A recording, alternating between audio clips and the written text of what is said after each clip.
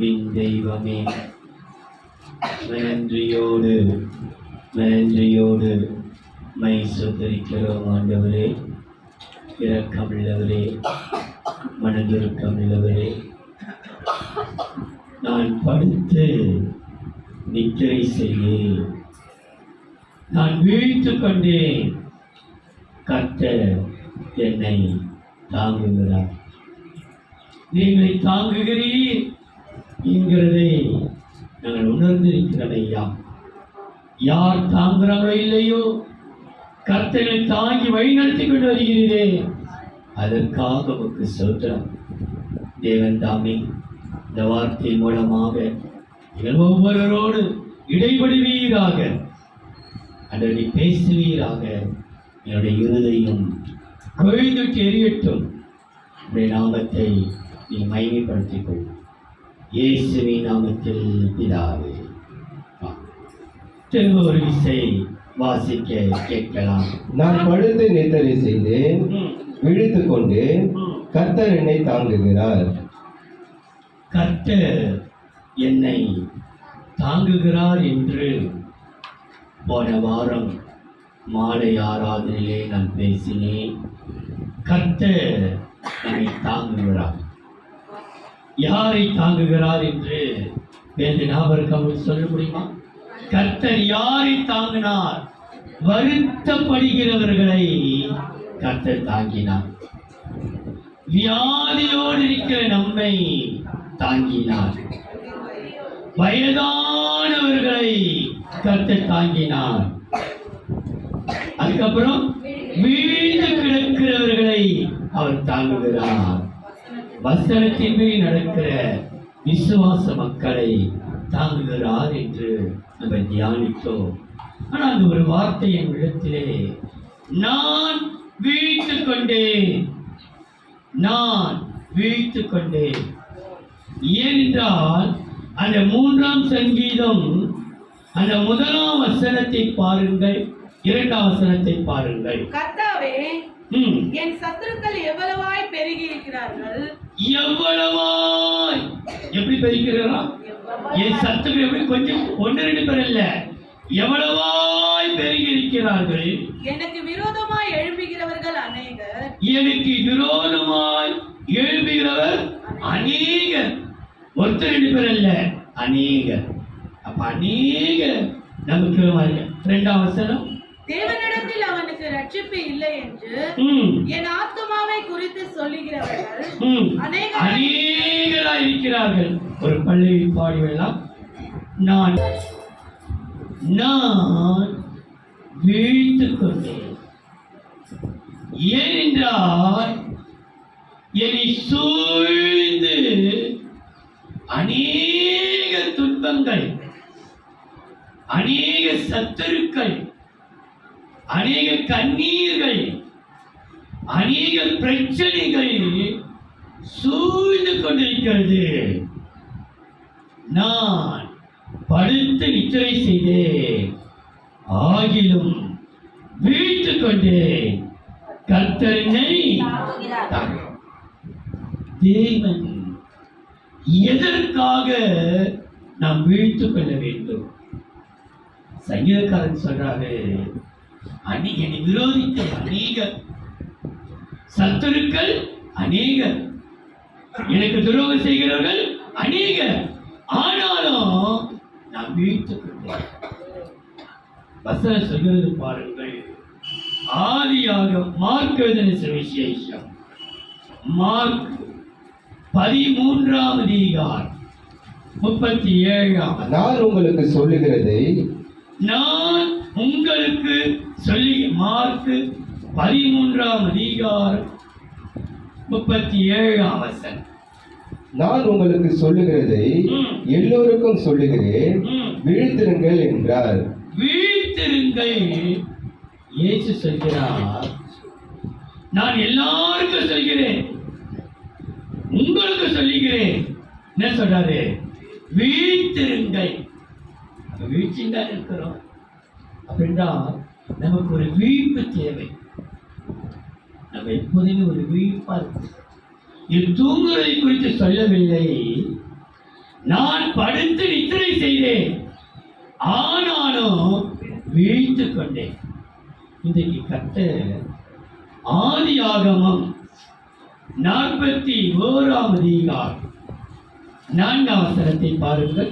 அவலட்சணமும் ஆதியாகமம் 41ஆம் அதிகாரம் 4ஆம் வசனத்தையும் 21ஆம் வசனத்தையும் வாசிக்க கேட்கலாம். அவலட்சணமும் கேவலமான பசுக்கள்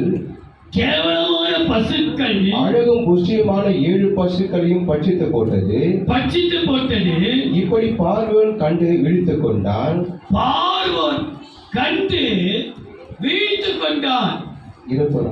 பாருங்கள், அவலட்சணமும் அசுத்தமும் ஆடம்பரமும் அநியாயம் நிறைந்த இந்த உலகம் நம்மை சூழ்ந்து கொண்டிருக்கிறது. ஆனா வசனம் சொல்கிறது, பார்வோன் அதை கண்டு வீழ்த்துக் கொண்டான். 21ஆம் வசனம். அவைகள் இவர்களை வயிற்றுக்குள் போயிருந்தது என்று தோன்றாமல் முன்னிருந்தது போலவே அவலட்சணமாய் இருந்தது. இப்படி கண்டு விழித்துக் கொண்டான். அங்க வீழ்த்துக் கொண்டான் என்று போடப்பட்டிருக்கிறது. இந்த வசனத்தில் வீழ்த்து கொண்டு நான் வீழ்த்து கொண்டேன். அவங்க சொல்றாங்க அவன் வீழ்ப்பதான் இருக்கிறான், வீழ்ச்சி கொண்டான்னு சொல்றாங்க. ஆனா நான் சொல்றேன், நான் வீழ்த்து கொண்டேன். நம்மை சுத்தி அவலட்சணம், ஆடம்பரம், அருவருப்பு, அசுத்தங்கள் நம்மை சூழ்ந்து கொண்டிருக்கிறது. ஆனால் கர்த்தர் சொல்கிறார், நான் வீழ்த்து கொண்டேன். தாவீது சொல்றார், நான் வீழ்த்துக் கொண்டேன். இன்னைக்கு நான் வீழ்த்துக் கொள்ள வேண்டும். நாம் வீழ்த்துக் கொள்ளும் பொழுது நமக்கு முன்பாக இருக்கும் ஆசீர்வாதங்கள் என்ன என்று நான் உங்களுக்கு சொல்லுகிறேன். வீழ்த்துக் கொண்டேன் என்கிறதுக்கு ஆவிக்குரிய அர்த்தம் என்னவென்றால், எப்போதுமே நம்ம ஜாக்கிரதையா, நம்மை சுற்றி பாவங்கள், இன்பங்கள், ஆசாபாசங்கள், எத்தனையோ காரியங்கள் இருக்கிறது. கர்த்தர் நமக்கு வேண்டிய கிருபைகளை கர்த்தர் கொடுக்க தேவன் வல்லவராயிருக்கிறார். நான் வீழ்த்துக் கொண்டேன் என்று சொல்லும்போது, நாம் வீழ்த்து கொள்ளும் போது நமக்கு இருக்கிற ஆசீர்வாதங்கள் ஒரு 5 காரியத்தை நான் சொல்லுகிறேன். பாருங்கள்.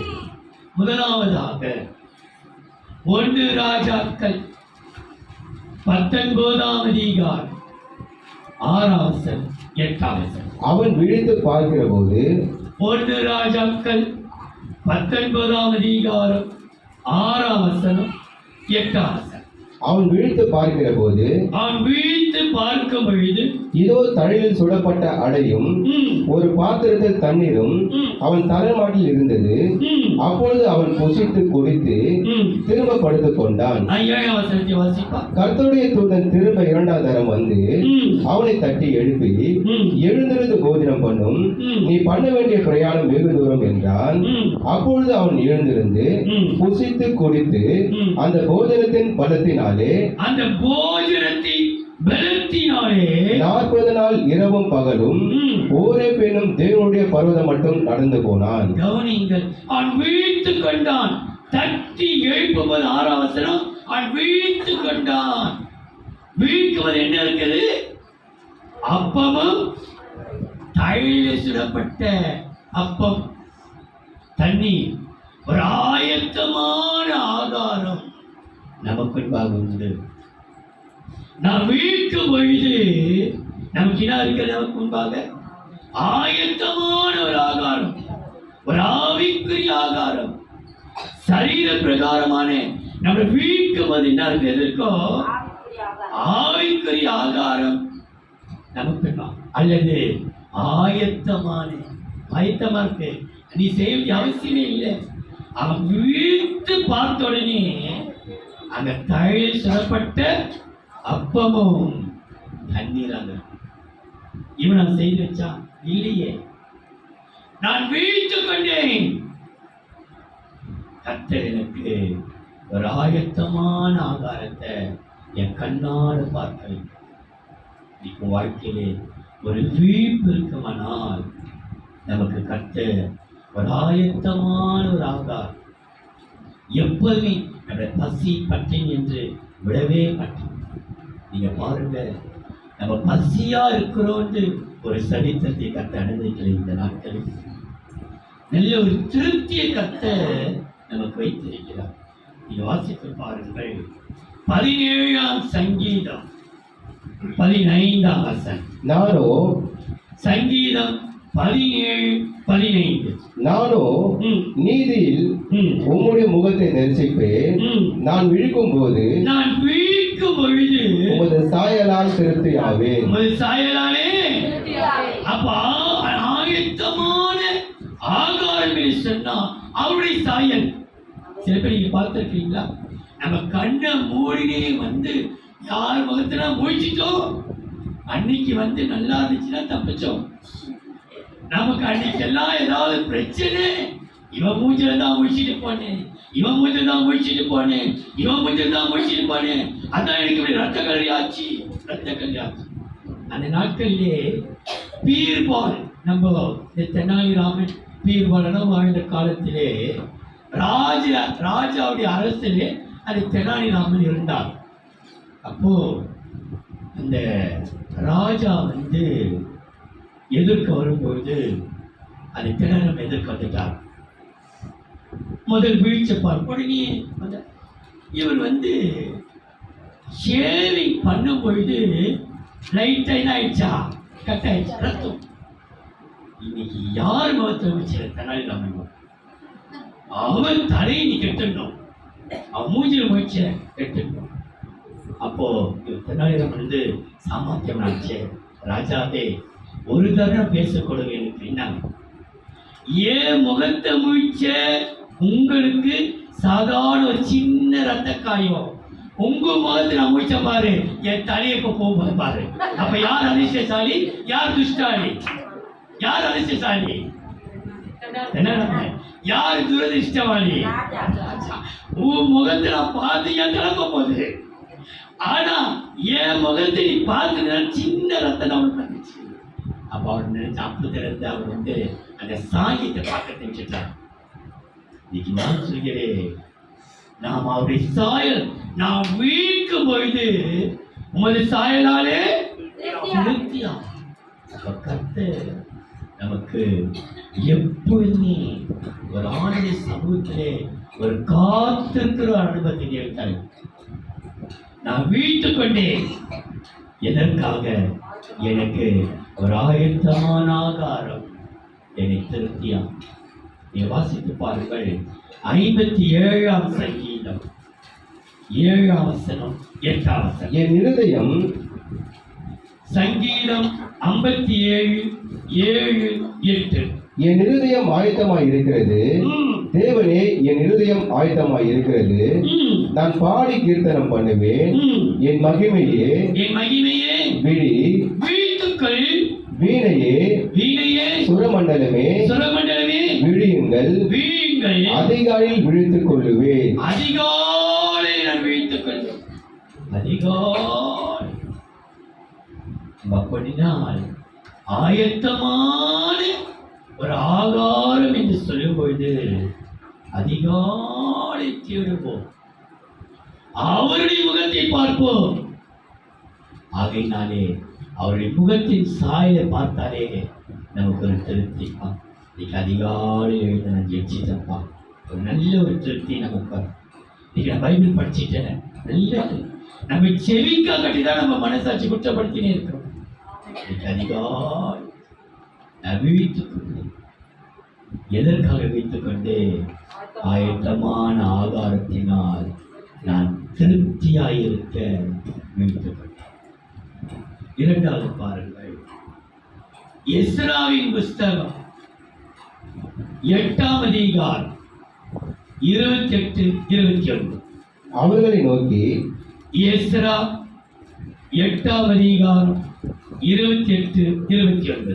அவர்கள் நோக்கி, ம். நீங்கள் கர்த்தருக்கு பரிசுத்தமானவர்கள், நீங்கள் கர்த்தருக்கு பரிசுத்தமானவர்கள். இந்த பனிமூட்டுகளும் ம். உங்கள் பிதாக்களுடைய தேவனாகிய கர்த்தருக்கு ம். மன உற்சாகமாய் செலுத்தப்பட்ட ம். இந்த வெள்ளியும் இந்த வெள்ளியும் இந்த பொன்னும் பரிசுத்தமானவைகள். இந்த வெள்ளியும் பொன்னும் பரிசுத்தமானவைகள். நீங்கள் அதை எருசலேமில் இருக்கிற எருசலேமில் இருக்கிற தேவனுடைய ஆலயத்தின் அறைகளில், தேவனுடைய ஆலயத்தில் இருக்கிற அறைகளில் ஆசாரியர் லேவியருடைய பிரபுக்களுக்கும் இஸ்ரவேலுடைய வம்ச தலைவர்களுக்கும் முன்பாக நிறுத்தி ஒப்புவிக்க மட்டும் விழிப்பாய் இருந்து அதை காத்துக் கொள்ளுங்கள் என்றேன். எப்படி இருக்கணுமா? விழிப்பாய் இருந்து விழிப்பாய் இரு. ஆலயத்தின் பொன் பொருட்கள் உனக்குன்பாய், ஆயத்தமான ஆகாரம் உனக்குன்பா இருக்கிறது. வீழ்ச்சிகள். இரண்டாவது பார்க்கிறோம், ஆலயத்தில் உள்ள பொன்னும் பொருட்களும் உனக்குன்பா இருக்கிறது. அதை நீ பெற்றுக்கொள்ள வீழ்ப்பாய். இன்னைக்கு ஆலயத்தின் பொன் பொருட்கள் என்று எதை நமக்கு ஆவிக்குரிய அர்த்தம் சொல்லுகிறது என்றால், வெளிப்படுத்தல் 16ஆம் அதிகாரம் 15ஆம் வசனம். இதோ வெளிப்படுத்தல் 16ஆம் அதிகாரம் 15ஆம் வசனம். இதோ திருடனை போல வருகிறேன், தன் மானம் காணப்படத்தக்கதாக நிர்வாணமாய் நடவாதபடிக்கு விழித்துக் கொண்டு தன் வஸ்திரங்களை காத்துக் கொள்ளுகிறவன் பாக்கியவான். நிர்வாணமாய் இருக்காமல் விழித்துக் கொண்டு சொன்னோம். யார் இந்த நாட்டில் நிர்வாணமா இருக்கணும்? எல்லாரும் துணி போட்ட அன்னைக்கு ஆதாமுக்கே ஆண்டவர் அத்தியை போட்டாரே. இந்த நிர்மாணம் என்று சொல்லும்போது ஆண்டுடைய சமூகம், ஆண்டுடைய பிரசன்னத்தை காட்டுகிறது. இருந்தால் ஆண்டவர் ஆதாமையும் ஏவாளையும் உருவாக்கிடும் பொழுது இந்த சர்வமானது ஏவாளை வஞ்சித்து அந்த பழத்தை சாப்பிட வச்சிட்டு வேண்டாம்.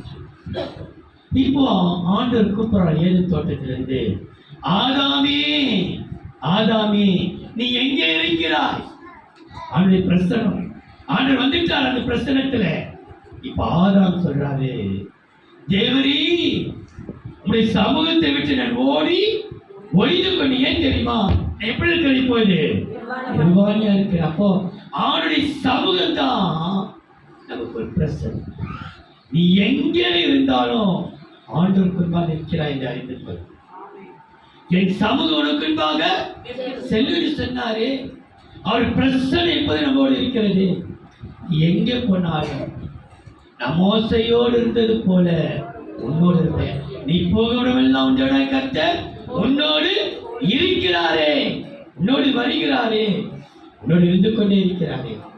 அப்போ நம்ம வீப்பா இருக்கணும்னா அவருடைய பிரசனத்துக்கு என்னோட ஆண்டு இருக்கிறார். நீ ஒரு காரியம் செய்ய யோசிச்சு, எனக்கு முன்பாக கர்த்தருக்கு யாரு கருத்து? எனக்கு முன்பாக கர்த்தர் இருக்கிறார். ஆனால் பாவமே செய்ய முடியும். ஒரு பெரிய அதிகாரி இருக்கிறாங்க, நம்மளால செய்ய முடியுமா? செய்ய முடியும். சாதாரண சில வேலையில கூட நான் எனக்கு தெரிஞ்சு சுந்தரையா சொன்னாரு. அதுதான் சுந்தரையா சொன்னது, நம்ம வீட்டில் உட்கார்ந்து கொண்டிருந்தா கூட, நம்ம வீடுதான், நம்ம வீட்டில் உட்கார்ந்து கூட சும்மா வெறும் லுங்கியும் வெறும் சட்டையும் கைட்டு வெறும் சட்டை உடம்போடு உட்கார்ந்துதான் இல்லையா? கால் மேல காலு போட்டு அவர் உட்கார்ந்துட்டு சரிக்கிறது இல்லையா? எனக்கு கூட யாருக்கு இது எப்போதுமே சில பிள்ளை நீங்க பாருங்க, சில வேலையில நம்ம பாஸ் நான் கூட எத்தனை பாஸ் சில வேலை பாஸ்ப்பா வீடுகள் சந்திக்க போனா அந்த வீடு சந்திக்கும் போது சிறந்து ஜெபிக்கும். அவங்க கூட பாய் இருக்காது, அவர் உடம்புல சட்டை கூட இருக்காது, அந்த பையன் மேல சட்டை கூட இருக்காது. வா வந்து ஜபம் பண்ணிக்க, வா வந்து ஜபம் பண்ணிக்க, வா வந்து ஜபம் பண்ணி. அவங்க பெரிய வாயு பிள்ளைங்க படிக்கிறாங்க. ஒன்னே ஒண்ணு அவங்க மனசுல இருக்குமா, நீ வேலை செய்கிற உன் ஓனர் வட்டான் வீட்டை தேடி, நீ வேற உடம்பு போய் வெளியே போய் நிற்பியா? போய் நிற்பியா? ஏன்? ஐயோ ஓனர் வட்டான், ஐயோ சார் வந்துட்டான், ஹெச்ஆர் வந்துட்டான், மேடம் வந்துட்டான், இவங்க வந்துட்டாங்க, ஒட்டு நீ போடுறமே. அதை பார்க்கிறோம் தேவாதிரியா நம்ம வீட்டுக்குள்ள வராது. அப்ப எவ்வளவு நம்ம பயப்பட்டியா? நீ எப்பொழுது வருவி? என் வீட்டில் நான் எப்படி இருப்பேனா? உத்தமத்தோடு ஆயத்தமா காத்து எப்போது வருவி என் வீட்டுக்குள்ளே? நினைக்கிற அந்த வசனம் 101ஆம் சங்கீதம் நினைக்கிறேன் 7ஆம் வசனம் பாருங்க. 101ஆம் சங்கீதம் 7ஆம் வசனம் 101:7. கர்த்தரை துதியுங்கள். 101:7. அப்படி செய்கிறவன் என் வீட்டுக்குள் இருப்பதில்லை, பொய் சொல்லுகிறவன் என் கண்முன் நினைப்பதில்லை. 2ஆம் வசனம் உத்தமமான வழியிலே விவேகமாய் நடப்பேன். எப்பொழுது என்னிடத்தில் வருவீர்? யார் வீட்டில? என் வீட்டிலே. யார் போடப்பட்டிருக்காங்க? என் வீட்டிலே. எப்படி எப்படி இருப்பா? உத்தம இதயத்தோடு. நான் எப்படி நடந்துக்கொள்வேனா? என் வீடு தான் நீ சென்றிட மாட்டேன்.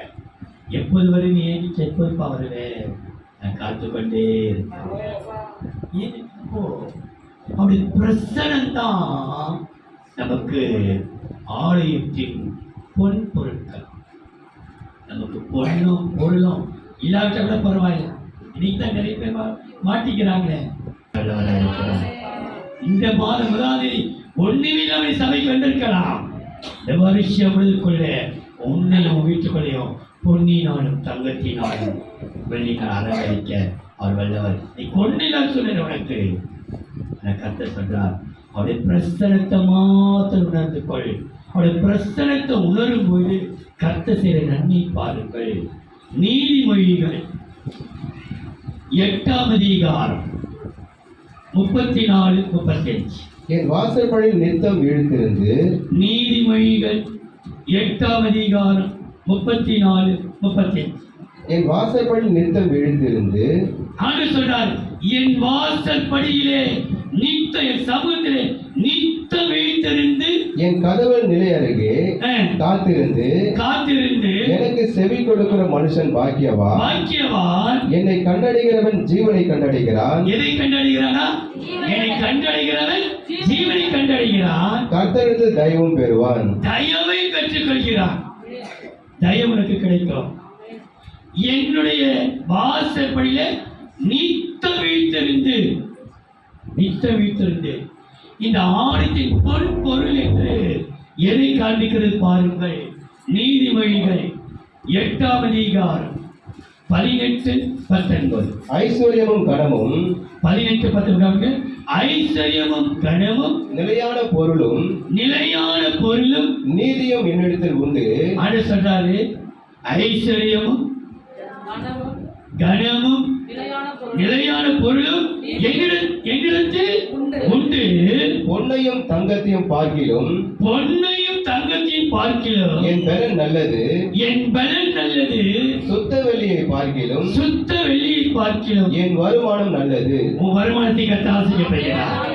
இந்த நாள் முதல் கொண்டு உன் வருமானம் ஆசீர்வதிக்கப்படுகிறது.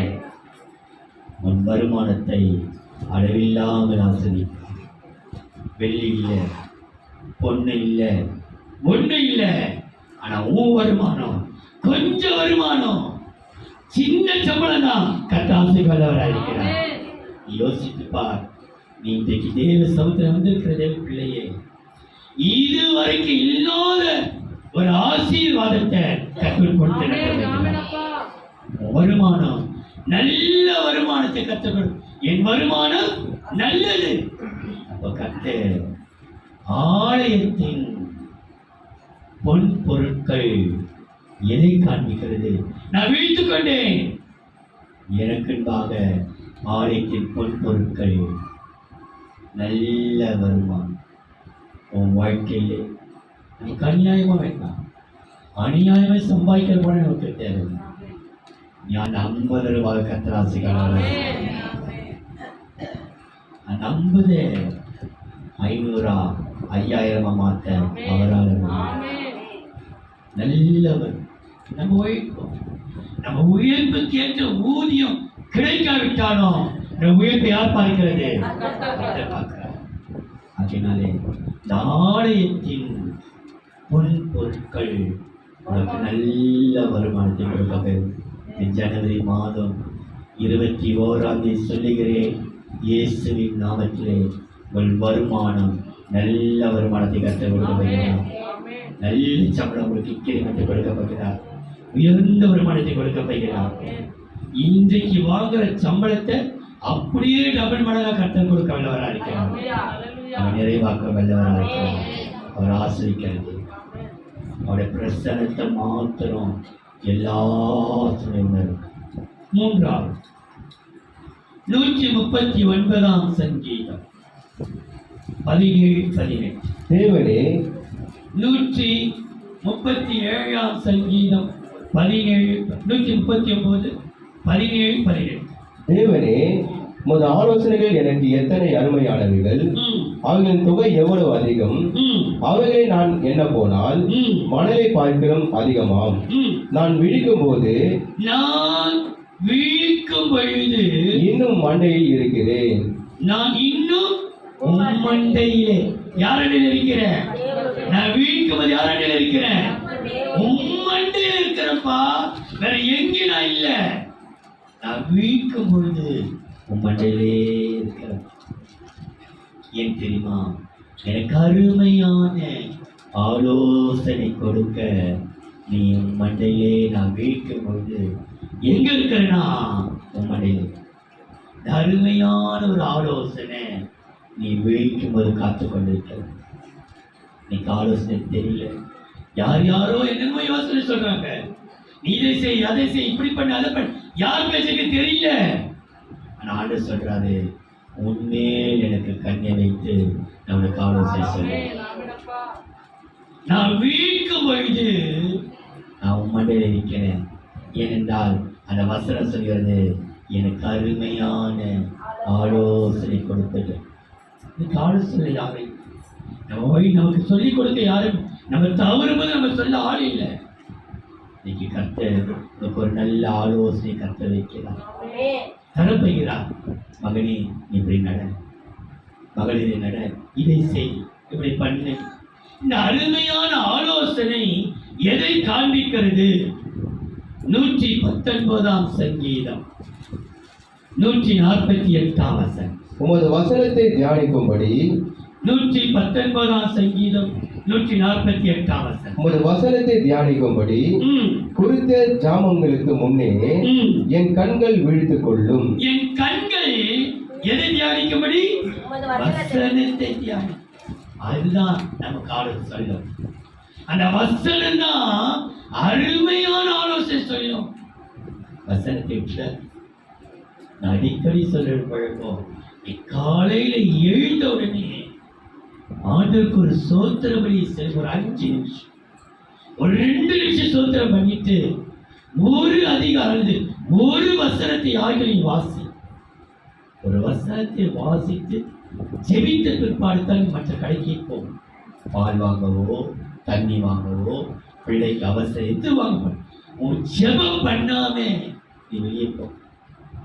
உனக்கு அருமையான ஒரு ஆலோசனை தேவன் வெளிப்படுகிறது. இன்றைக்கு இதுதான் இது கிருபையின் காலம். வெளியே போயிட்டு உள்ளவர்களுக்கு நமக்கு உத்தரவாதம் இல்லை. நாளைக்கு இருப்போம் நம்ம சொல்லவே முடியாது. சில வேளையிலே என்கிட்ட வந்து சொல்லுவோம், 11 மணி 11:30 மணி கூட சில பேர் ஃபோன் பண்ணி, பாஸ்டர் கொஞ்சம் வந்து ஜெபம் பண்ணலாம். சில பேர் சரீரம் சோறும் அவங்க நம்ம சபைக்கு வராங்க, நம்ம ஏன் போகணும்?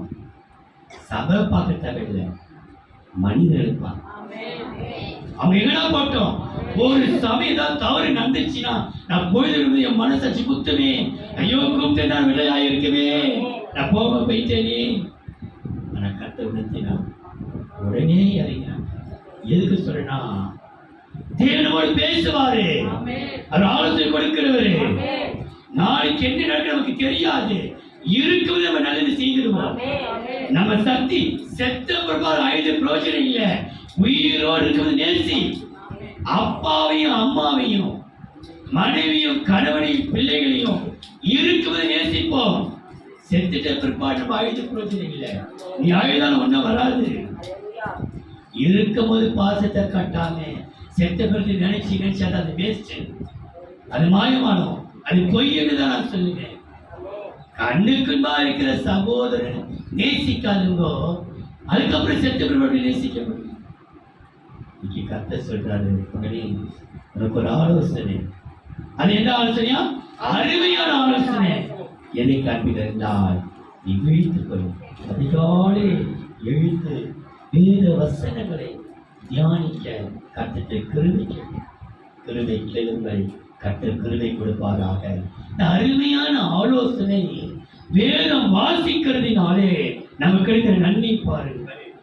தானியேலின் புஸ்தகம் 12ஆம் அதிகாரம் 2-3. பூமியின் தூளிலே தானியேல் 2ஆம் அதிகாரம் 12ஆம் அதிகாரம் 2-3. பூமியில் தூளில் நித்திரை பண்ணுகிறவர்களாகிய அநேகரில் சிலர் நித்திர ஜீவனுக்கும் நித்திய ஜீவனுக்கும் சில நித்திய நிந்தைக்கும் இகழ்ச்சிக்கும் வீழ்த்து கவனித்தீங்களா? வீழ்த்து எழுந்திருப்பார்கள். ஞானவான்கள் ஆகாய மண்டலத்தின் ஒளியை போலவும் அநேகரை நீதிக்குட்படுத்துகிறவர்கள் நட்சத்திரங்களைப் போலவும் என்றென்றைக்கும் உள்ள சதா காலங்களும் பிரகாசிப்பார்கள். அருமையான ஆலோசனை. உன் வாழ்க்கைய பிரகாசிக்க, ஒளி மங்கி இருக்க மாட்டேன். உன் முக வாணி வதங்கி ஒளி மங்கி போய் இருக்க மாட்டேன். நமக்கு தெரிந்தது வாசிக்க வேண்டாம். தேவன் சிம்சோனை விசேஷ நசரை விரதம் கொண்டவன். அவர் பெரிய பராக்கிரமசாலி, பலசாலி.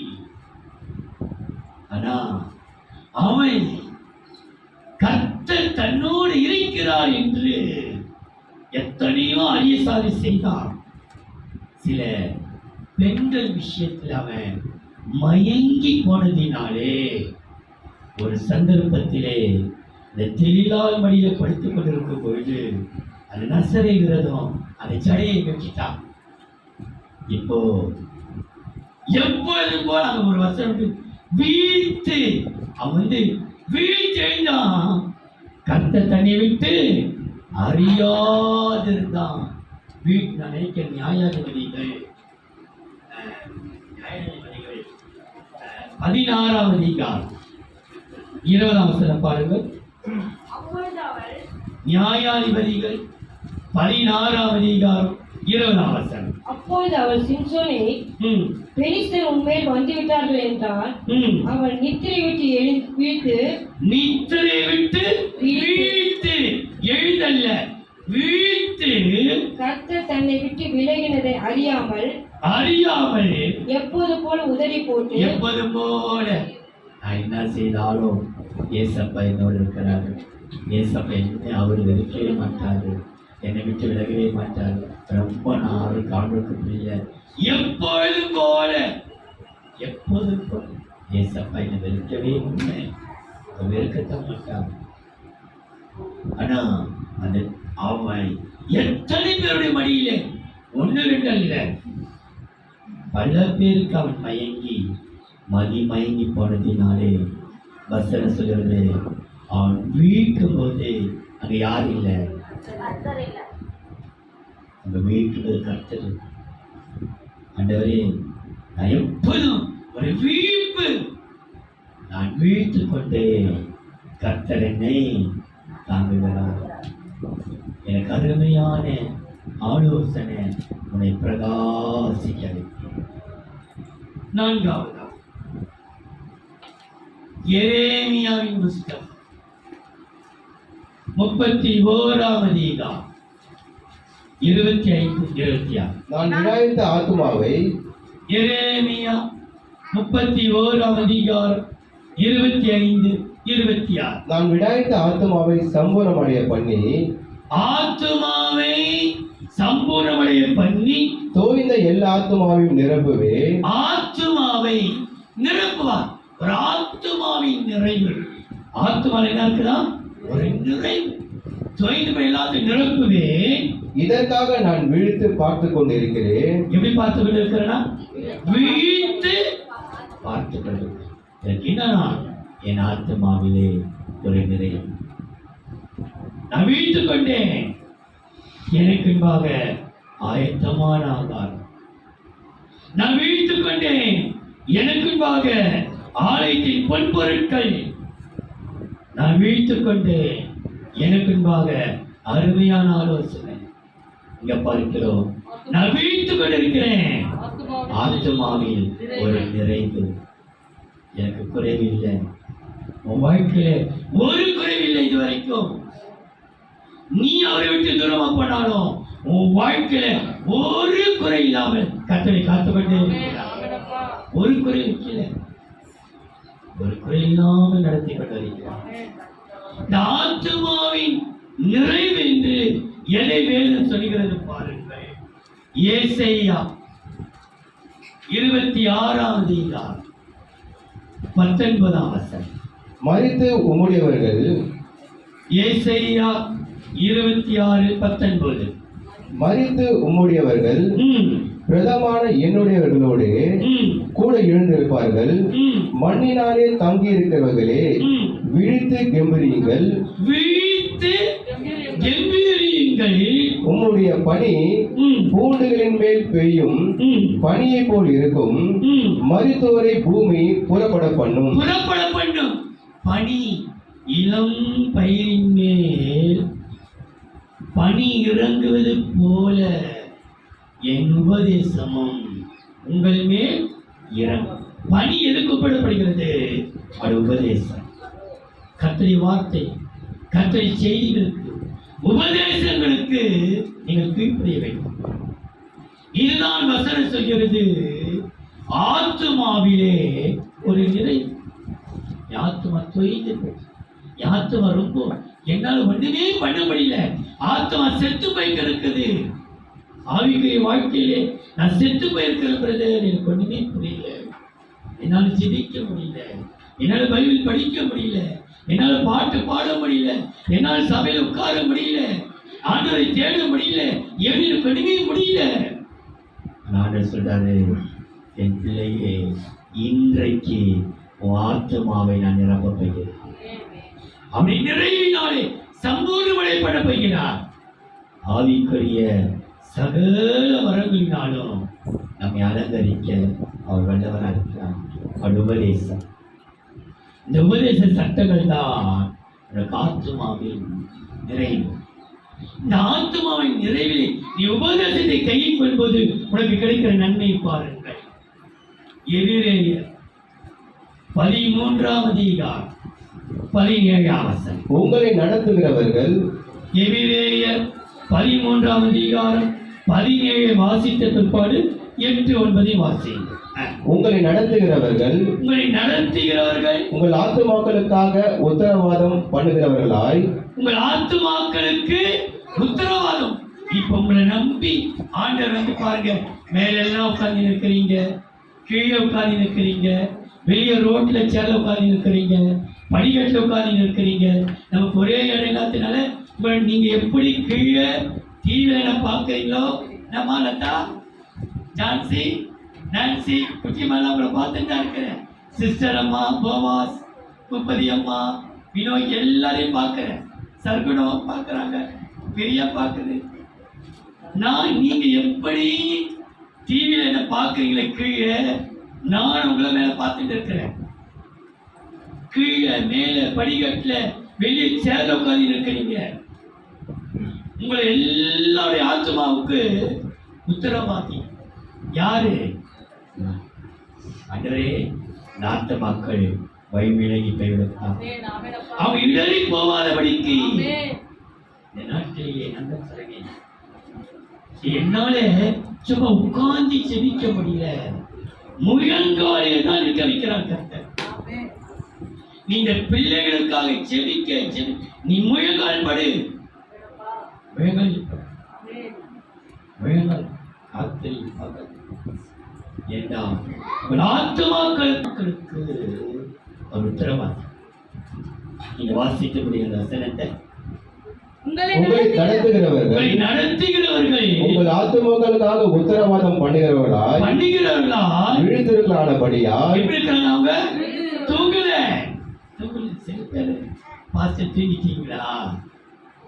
எங்கம்மா உன் போன் எடுக்க தான் கட்டையில வீட்டில் வச்சிருக்கேன். எங்க தூங்க முடியும்? எங்க தூங்க போன் பண்ணிட்டு பாஸ்டர் தூங்கி இருக்கீங்களா? இல்லம்மா உன் போன் எடுக்கிறதுக்காக தான் வீடு பார்க்கிறேன். 1 மணி 10 மணி 11 மணி 12.